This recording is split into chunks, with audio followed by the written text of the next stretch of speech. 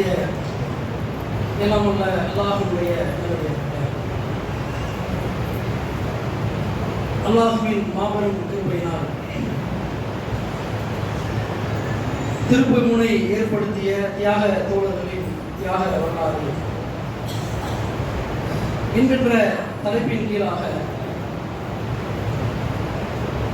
அந்த தொடர் தலைப்பின் கீழாக நாம் கடந்த 2 நாட்களாக பல்வேறு செய்திகளை நாம் பார்க்கிறோம்.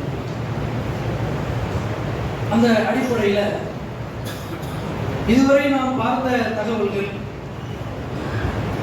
இந்த திருப்புமுனை என்பது இஸ்லாத்தை அவர்கள் ஏற்கக்கூடிய நேரத்தில் ஏதேனும் சில காரணங்களால், சில நிகழ்வுகளால் அவருடைய வாழ்க்கையை மாற்றக்கூடிய போக்குகள், இஸ்லாம் அவர்களை எப்படி அடைந்தது, அது அடையக்கூடிய நேரத்தில் அவர்கள் சந்தித்த துன்பங்கள், துயரங்கள் எல்லாம், அது குறித்த சில விளக்கங்கள், எப்படி நபிகளாம் சலாசங்கள் எப்படியெல்லாம் சில சோதனைகளுக்கு ஆளாக்கப்பட்டார்கள் என்கின்ற செய்திகளை நாம் பார்த்தோம். அந்த அடிப்படையில் நேற்றைய தினத்தில் நாம் பார்க்கும்போது கிஃபார் கோத்திரத்தை சேர்ந்த அபூதர் ரலியல்லாஹு அன்ஹு அவருடைய அந்த வாழ்க்கையை எப்படி இஸ்லாம் மாற்றி அமைத்தது, அவர்களுக்கு கிடைத்த இந்த நேர்வழி, அந்த இஸ்லாம் எப்படி ஏனைய அவர்களது சமுதாயத்திற்கு எப்படிப்பட்ட ஒரு மாற்றத்தை வழங்கியது, தான் சார்ந்த அந்த சமுதாயம் கிஃபார் கோத்திரம் எப்படி இஸ்லாத்தின் பால் அவர்கள் முன்னெடுக்கப்பட்டார்கள் என்கிற தகவல்களை பார்த்தோம். அந்த சமுதாயத்தை பார்த்து ஏனைய சமுதாயத்தவர்கள் அஸ்லம் கோத்திரத்தார்கள்லாம் அவங்க எப்படி இந்த மார்க்கத்துக்கு வந்தாங்க, அந்த வரலாற்று தொடர்பான சில சம்பவங்களை பார்த்தோம். அப்ப நல்லா நம்ம ஒண்ணு விளங்கிக்க வேண்டும். இஸ்லாத்தை நாம் அறியக்கூடிய ஆர்வம் நமக்கு ஏற்படக்கூடிய நேரத்தில் இதுதான் நேர்வழி என்று நாம் நம்பக்கூடிய ஒரு சூழலில் அல்லாஹ்வுடைய உதவிகளை நாம் கண்கூடாக பார்க்க முடியும். இந்த சம்பவங்கள் எல்லாம் நமக்கு உணர்த்தக்கூடிய பாடம் அதுதானே. அல்லாஹ் தான் இறைவன் என்று நம்பி வாழ்ந்தோம்னு சொன்னா, இன்றைக்கு நம்முடைய வாழ்க்கையிலும் அல்லாஹ் எப்படிப்பட்ட ஒரு நேரான பாதையை காட்டான். அல்லாஹ்வுடைய திருப்பொருத்தத்தினால் இன்றைக்கு நாம பள்ளிவாசல்ல உட்கார்ந்துருக்கிறோம்னு சொன்னாலே அது நமக்கு அல்லாஹ் கொடுத்த ஒரு நேர்வழி தான், மகத்துவம் தான். திருப்புமுனை என்பது பெரிய அளவில் போகக்கூடிய ஒரு நிலை மட்டும் கிடையாது. நம்ம வாழ்க்கையில நாம் பார்க்கக்கூடிய நிகழ்வு இருக்குதுல்ல, இன்றைக்கு ஏனைய மக்களை பார்க்க முடியும். முஸ்லிம் என்று சொல்லக்கூடிய நேரத்தில் அவருடைய வாழ்க்கையில் எல்லாம் ரமணான மட்டும்தான் பொழுது கழிக்கக்கூடிய, பள்ளிவாசலோடு தொடர்பு வைக்கக்கூடிய நேரம் இருக்கின்றது. ஆனால் அதை தாண்டி நாம் முஸ்லிம் என்று தம்மை அடையாளப்படுத்திக் கொண்டு நம்முடைய வாழ்க்கையில் போல மாறுதல்களை அல்லாஹ் ஏற்படுத்தினா இல்லையா, இது அல்லாஹ்வுடைய உதவியை தவிர வேற எந்த ஒன்றும் கிடையாது. நம்ம வாழ்க்கையில யோசிச்சு பார்த்தாலே நிறைய மாற்றங்களை நம்ம பார்க்க முடியும். நாமளே சொல்லுவோம்ல, ஒரு காலகட்டத்தில் நான் குடிபோதையில மூழ்கி இருந்தேன், அல்லது வேறு விதமான தவறான பாதையில் இருந்தேன். இன்னைக்கு நான் அல்லாஹ்வுடைய அந்த பாதையில் சென்று அல்லாஹ்வை சார்ந்து நான் பள்ளிவாசலோடு தொடர்பு வைத்திருக்கிறேன். நான் பள்ளிவாசல் பக்கத்தே வந்தது கிடையாதுங்க. சில பேர் சொல்லுவாங்க, நான் பள்ளிவாசல் பக்கத்தே வந்தது கிடையாது. பள்ளிவாசல் பக்கத்தே வராத என்ன இந்த இஸ்லாம் எப்படி பக்குவப்படுத்துன்னு சொன்னா, திருமறை பார்க்கக்கூடிய நேரத்தில் இன்னைக்கு நம்ம பார்க்கக்கூடிய ஒரு சம்பவம் கூட நமக்கு அதை தான் உணர்த்துது. என்ன நமக்கு செய்தியை சொல்லுன்னு சொன்னா, பனு சாத் என்கின்ற குலத்தார். இந்த பனு சாத் என்கின்ற குலத்தாரில் யாருமே இஸ்லாத்தை ஏற்காதவர்கள, ரசூலுல்லாஹ்வுடைய மக்காவுடைய வாழக்கூடிய மக்காவுடைய வாழ்க்கை காலகட்டத்தில் இந்த பனு சாத் என்கிற குலத்தாருக்கு மார்க்கம் போய் அவ்வளவாக போய் சேரல. இப்ப என்ன ஆகுதுன்னு சொன்னா, அந்த பனு சாத் என்கிற குலத்தை சேர்ந்த ஒரு தோழர் வருகின்றார், இமாம் இப்னு சஹலபா என்கிற அந்த தோழர், நபித்தோழர். அவர் என்ன செய்யறாரு, தான் சார்ந்த அந்த பனு சாத் குலத்திலிருந்து யாரோ ஒருத்தர் அல்லாஹ்வுடைய தூதராக இருக்கிறாங்க, அல்லாஹ்வுடைய தூதர் என்று ஒருத்தர் பிரச்சாரம் பண்ணிட்டு இருக்கிறாரு, அவர் ஒரே இறைவன் தான் வணங்க வேண்டும் என்று பிரச்சாரம் செய்கின்றார் என்று அவருக்கு ஒரு செய்தி வருகிறது. இப்படி அவருக்கு ஒரு செய்தி வந்து பார்த்தோம்ல, அதே மாதிரி இவருக்கு என்ன ஆகுது, ஒரு தகவல்லாம் வந்தோடனே பல விஷயங்கள் அவர் கேள்விப்படுறார். பல விஷயங்களை அவர் கேள்விப்பட்டுவிட்டு அல்லாஹ்வுடைய தூதரை சந்திக்க வருகின்றார். அவர் சந்தித்து விட்டார். அதுக்கு இடையில என்ன ஆச்சுன்றதெல்லாம் வரலாற்று செய்தியில் ஹதீஸ்ல பதிவு செய்யப்படவில்லை. சந்திச்சாருன்னு வந்துருச்சு. இப்ப சந்திக்கக்கூடிய நேரத்தில் இரு நபர்களுக்கு இடையே நடைபெற்றது உரையாடல். அதாவது அல்லாஹ்வுடைய தூதர் நபி ஸல்லல்லாஹு அலைஹி வஸல்லம் அவர்களுக்கும் இந்த இமாம் இப்னு சஹலபா என்று இருக்கின்றாரே அந்த தோழர், இந்த இருவருக்கும் இடையே நடைபெற்ற அந்த உரையாடல்கள் ஹதீஸிலே பதிவு செய்யப்பட்டிருக்கின்றது. எப்படிப்பட்ட உரையாடல் நடக்குதுன்னா, இந்த இமாம் இப்னு சலபா என்ன பண்றாரு, பார்க்கிறாரு ஒரு கூட்டத்துல எல்லாம் சேர்ந்து நிற்கிறாங்க. நபிகளாருடைய தோழர்கள் கூட்டம் நிற்கிறது. இவர் போய் எப்படி அணுகிறாரு, ஐயுக்கும் இப்னு அப்துல் முத்தலீப் இந்த கூட்டத்துல, ஏன்னா அவருக்கு யாரும் தெரியல. மக்கால இருந்தாலும் சொன்னா யாரு ரசூலான்னு பார்த்தா தெரிஞ்சிருக்கும். அவருக்கு ரசூலா யாருன்னு தெரியல, செய்தி மட்டும்தான் காதல் விழுவது. ஒருத்தர் இருக்கிறார். இவர் என்ன பண்றாரு, நேரா வந்து ஐயுக்கும் இப்னு அப்துல் முத்தலீப் இந்த கூட்டத்துல யாரு வந்து அப்துல் முத்தலீஃபுடைய பேரன் கேட்கல. இப்படி எடுத்தோன்னா ஒரு மாறி போல, யாரு இந்த கூட்டத்தில் அப்துல் முத்தலீஃபுடைய பேரன் அப்படின்னு கேட்கிறார். அப்ப ரசூலா சொல்றாங்க, ஆனா இப்னு அப்துல் முத்தலீப், நான் தான் அப்துல் முத்தலீஃபுடைய பேரன், என்ன விஷயம் சொல்லுங்க. அப்ப இமாம் சொல்றாரு, இன்னி சாயும், நான் உங்களிடத்தில் சில கேள்விகளை நான் கேட்க போகின்றேன். எப்படி வளர்ப்பாரு எடுத்தோடனே, எப்படி அதை எதிர்கொள்ள பாருங்க. இன்னி சாயும், நான் உங்களிடத்தில் சில கேள்விகளை நான் தொடுக்க போகின்றேன். உங்கள்ட்ட சில கொஸ்டின் தான் கேட்பணுங்க அப்படின்னு சொல்ற. இன்னைக்கு அது மாதிரி வந்தா கூட நம்ம யோசிப்போம், ஏதாவது திடீர்னு வந்து செஞ்சு கொண்டு நான் சில கேள்வி கேட்கணும்னா அப்படியே அலட்சியப்படுத்திட்டு போயிடும். அப்புறம் பேசிக்கலாங்க, பார்த்துக்கலாம், கடந்து போயிடும். ரசூலா என்ன பண்றாங்க, அதை அக்செப்ட் பண்ணிட்டே இருக்கிறான். கேட்க பேச பேச அதை உள்வாங்கிட்டே இருக்கிறான். சரி, ஏதோ சொல்ல வராது அப்படின்னு. திரும்ப அவர் என்ன பண்றாரு, முகுலிதும் ஃபில் மசாலா, அந்த கேள்விகள் எப்படி தெரியுமா, நான் கேட்க போகின்ற கேள்விகள் எப்படி தெரியுமா இருக்க போகின்றது, கொஞ்சம் நான் கடுமையாக தான் கேட்க போறாங்கள. கேள்வி மட்டும் கேட்கல, அந்த கேள்வி என்பது எப்படி இருக்குன்னு சொன்னா கொஞ்சம் கடுமையா இருக்கும். அந்த கேள்வி நான் கேட்கக்கூடிய நேரத்தில் நீங்கள் என் மீது கோபித்துக் கொள்ளக்கூடாது, கோச்சுக்கலாம் கூடாது, வருத்தப்படலாம் கூடாது. நான் உங்களை கடுமையாத்தான் கேள்வி கேட்க போறேன், அறிவிச்சுட்டு கேள்வி கேட்கிறார். கேட்டுட்டு கோச்சுக்காதீங்கன்னு சொல்றதுக்கு இல்ல, கேட்கறதுக்கு என்ன சொல்றாரு, நான் உங்களை கடுமையா கேள்வி கேட்க போறேன், நீங்க மேல கோச்சுக்காதீங்க அப்படிங்கிறாரு. பயங்கரமான ஒரு தொகுப்பா இருக்குதா இல்லையா? இன்ட்ரோடக்ஷன் ஒரு மாதிரி போகுது, எல்லாம் பாக்குறாங்க, தோழரெல்லாம் பாக்குறாங்க. ரசூலா என்ன பண்றாங்க, அப்படியே இருக்கிறாங்க. அப்ப என்ன பண்றாரு, சில கேள்விகளை அவர் தொடுத்திருந்தார். அன் சரக்கல்லாஹ இலாஹக வ இலாஹ மன் கான கபலக வ இலாஹ மன் ஹுவ ஹாயும் பாதக. அந்த இமாமுடைய கேள்வியை நான் பார்க்கும்போது அவர் கேட்கிறாரு, உங்களுடைய ரப்பான, உங்களுக்கு ரப்பன் ஒருத்தர் இருக்கான்னு சொல்றீங்கல்ல, அல்லாஹ்னு ஒருத்தர் இருக்கான்னு சொல்றீங்கல்ல, உங்களுடைய ரப்பான, உங்களுக்கு முன் சொல்றவர்கள் வாழ்ந்தாங்கல்ல, உங்களுக்கு முன்னாடி பல தலைமுறை வாழ்ந்திருப்பாங்கல்ல, அவர்களுடைய ரப்பான, இதற்கு பிறகு வாழக்கூடிய சமுதாயம் இருக்குமே, அவர்களுடைய ரப்பான, உங்க ரப்பு, உங்களுக்கு முன்னாடி வாழ்ந்த ரப்பு, அதுக்கு அடுத்து வாழக்கூடிய அந்த சமுதாயம் இருக்குமே, அந்த ரப்பாக இருக்கக்கூடிய அந்த இறைவன், அந்த அல்லாஹுவை முன்னிறுத்தி நான் கேட்கின்றேன். உங்களுடைய ரப்பை நான் முன்னிறுத்தி நான் கேட்கிறேன். என் கொள்கை என்ன, என் நிலைப்பாடு என்ன, என் விஷயம் என்ன, அதெல்லாம் உறவு வைங்க. நீங்க தான் அல்லாஹ்னு சொல்றீங்க. அப்போ உங்களுடைய ரப்பு, உங்களுடைய முன்னாடி வந்த ரப்பு, உங்களுக்கு அடுத்து வரக்கூடிய ரப்பு, அந்த ரப்பனிடத்திலே, அந்த அல்லாஹ்விடத்திலே முன்னிறுத்தி நான் சில கேள்விகளை கேட்கின்றேன். அல்லாஹும்ம அஹ்சக்க இலைனா ரசூலா, எந்த பெரிய சந்தேகம் கிடையாது. அந்த இறைவன் இறைவன் சொல்றீங்களே, நிச்சயமாக அந்த இறைவன் தான் உங்களை தூதராக அனுப்பினானா, அதை மட்டும் சொல்லுங்க. அல்லாஹும்ம அஹ்சக்க இலைனா ரசூலா, அந்த அல்லாஹ்வை முன்னிறுத்தி நான் கேட்கின்றேன், அந்த அல்லாஹ் தான் உங்களை இறைவனாக அனுப்பினானா, அந்த கேள்விகளுக்கு பதில சொல்லுங்க என்று சொல்றாங்க. அப்ப ரசூலா சொல்றாங்க, ஆமா, அந்த அல்லாஹ் தான் அந்த இறைவன் தான் என்னை தூதராக அனுப்பினான். அந்த தூதராக என்னை அனுப்பக்கூடிய நேரத்தில் மக்கள் மத்தியிலே எடுத்து சொல்ல சொன்னான், வணக்கத்திற்குரிய இறைவன் அல்லாஹ்வை தவிர வேறு யாரும் இல்லை, எதுவும் இல்லை என்று மக்கள் மத்தியிலே போதிக்க சொன்னான் என்று ரசூலா சொல்றாங்க. அப்ப திரும்ப அவர் என்ன பண்றாரு, திரும்ப சில கேள்விகள் கேட்கின்றார். அன் சரக்கல்லாஹ் இலாஹக வ இலாஹ மன் கான கபலக வ இலாஹ மன் ஹுவ, திரும்ப அந்த வாசகத்தை சொல்லிட்டு, உங்களுடைய ரப்பான, உங்களுடைய முன்னாடி உள்ள ரப்பான, அடுத்து வரக்கூடிய ரப்பான அந்த இறைவன் தான் உங்களுக்கு தொலை சொல்றியும், உங்களுக்கு சகாத்துகளை கொடுக்க சொல்றியும், அல்லது ஏனைய கட்டளைகள் நீங்கள் சொல்கின்றீர்களே அதையும் சொன்னானா? ரெண்டே கேள்விதான். ஒண்ணு, உங்களை தூதரா அனுப்புனது யாரு? உங்களை தூதரா அந்த இறைவன் தான் அனுப்புனானா? அல்லது இந்த தொழுகை என்ற கட்டளை, சகாத்து என்கிற கட்டளை, அல்லது ஏனைய அந்த கட்டளை நீங்கள் மார்க்கம் என்ற பெயரில் சொல்கின்றீர்களே அந்த கட்டளைகளை அந்த இறைவன் தான் சொன்னானா என்று சொல்லும் பொழுது ரசூலுல்லாஹ், ஆமா, தொழுகை என்ற நிலையாக இருக்கட்டும், சகாத் என்கின்ற நிலையாக இருக்கட்டும், அல்லது ஏனைய அந்த மார்க்கத்துடைய கட்டளையாக இருக்கட்டும், அதை இந்த அல்லாஹ் தான், அந்த இறைவன் தான் எங்களுக்கு கட்டளை போட்டான், அந்த கட்டளைகளை தான் மக்கள் முன்னே நான் சொல்லிக் கொண்டிருக்கின்றேன் என்று சொல்லக்கூடிய நேரத்தில் கொஞ்சம் கூட யோசிக்கிறேங்க.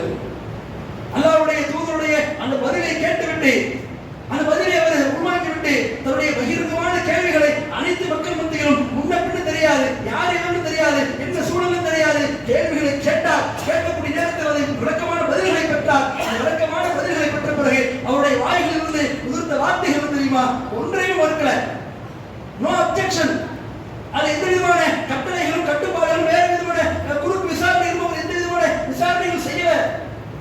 வார்த்தைகளை இருக்கக்கூடிய வார்த்தை பார்க்க முடிகிறது. இன்னை அஷ்ஹது அல்லா இலாஹ இல்லல்லாஹ் வ அஷ்ஹது அன்ன முஹம்மது ரசூலுல்லாஹ்.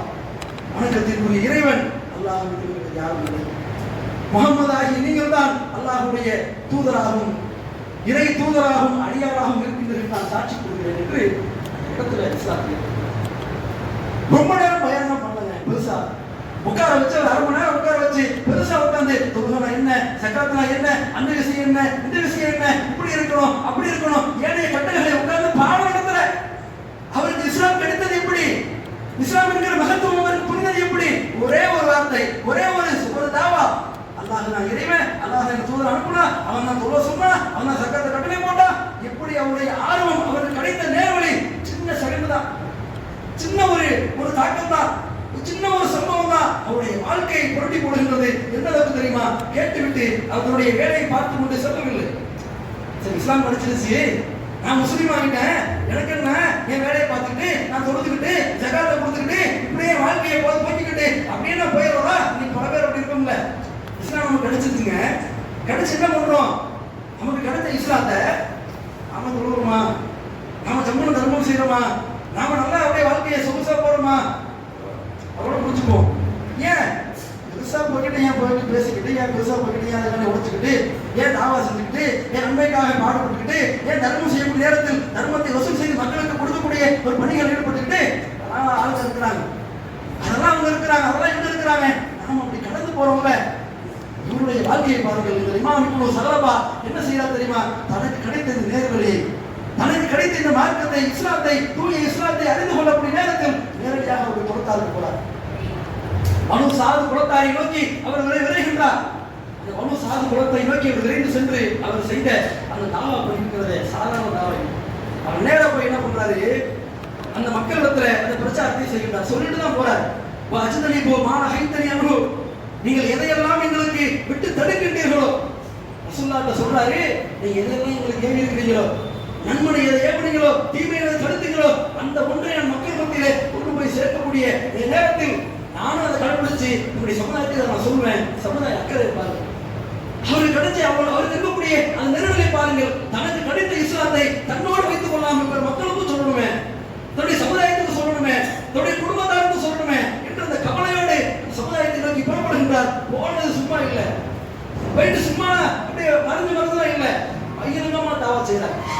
லாத்து உசா என்கிற அந்த சிலைகளை வணங்கி கொள்ளக்கூடிய சமுதாயத்தை பார்த்து, லாத்து உசா அந்த சிலைகளை வைத்து வணங்கி கொண்டிருந்தார். அவருடைய சமுதாயம் பார்க்கிறார், இதை மூடி இருக்கிறார். எப்படிப்பட்ட மகத்துவமான மார்க்கம் இஸ்லாம் என்பது, எப்படிப்பட்ட கொள்கை, எதை சொல்றது, நம்ம எதை ஏற்றுக்கிறோம், ஆனா நம்முடைய சமுதாயம் இப்படி இருக்கிற கவலையில என்ன பண்றாரு? நேரடியாக வந்து சொல்கின்றார், லாத்து உசா, லாத்து உசா வணங்குறீங்களே அதெல்லாம் ஒண்ணும் கிடையாது, ஒரே போடு. அவன் கூட வணங்கிட்டு இருக்கிற அந்த சிலை வழிபாடுகள், வணக்க வழிபாடுகள், ஏனைய அந்த இணைவிக்கக்கூடிய காரியங்களை பார்த்து ஒரே வார்த்தை முடிச்சுட்டார். நீங்க வணங்குற லாத்து உசா இந்த சிலைகள்லாம் ஒண்ணும் கிடையாது, இந்த ஆற்றலோ இந்த சக்தி ஒண்ணுமே கிடையாது அப்படின்ட்டார்.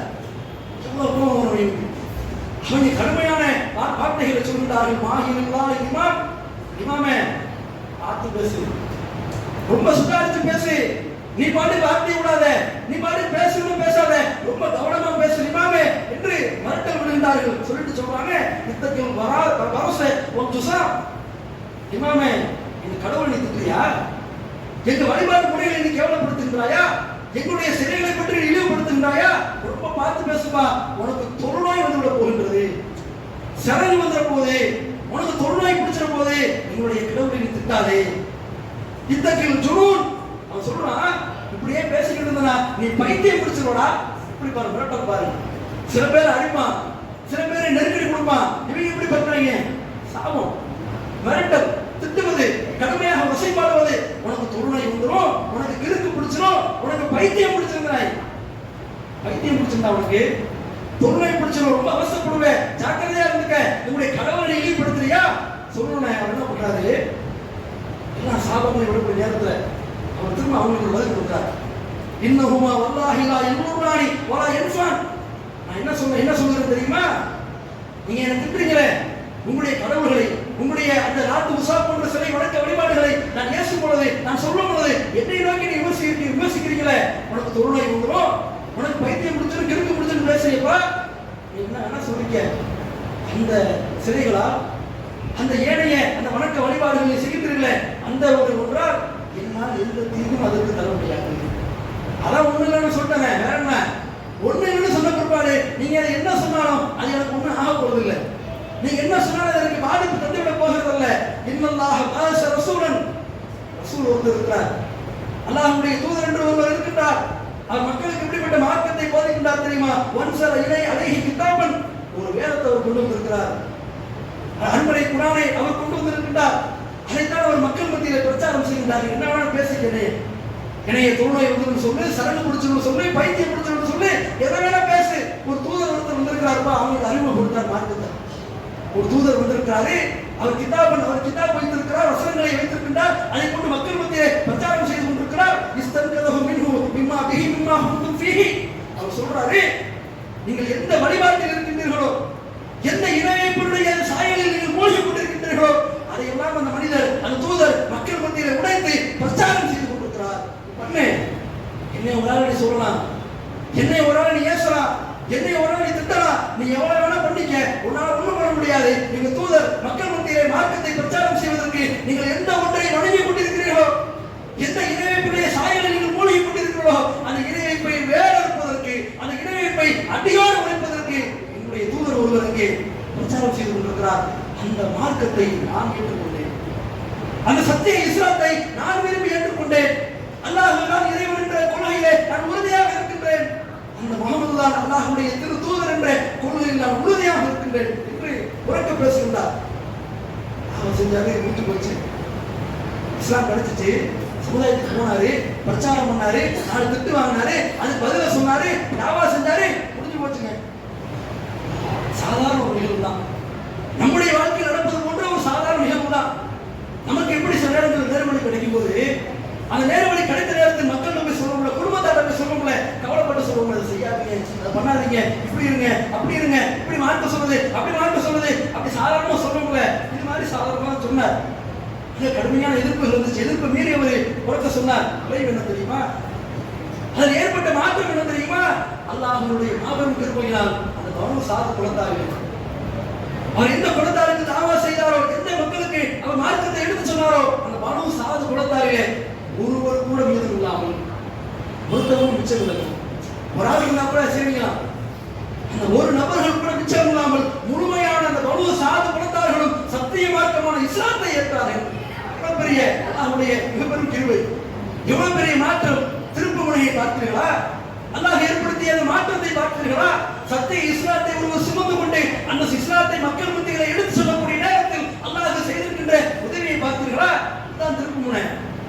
நாம நினைப்போம், நாம யோசிப்போம், நாம தப்பு கணக்கு போடுவோம், நாம பல விஷயங்களை யோசிப்போம். இங்க போய் சொல்லலாமா, அங்க போய் சொல்லலாமா, இப்படி சொல்லலாமா, அப்படி பண்ணலாமா, இதெல்லாம் வேணாம், இதெல்லாம் பண்ணலாம், அதெல்லாம் பார்த்துக்கலாம். நாம தப்பு கணக்கு போட்டு பார்த்துக்கிறோம்.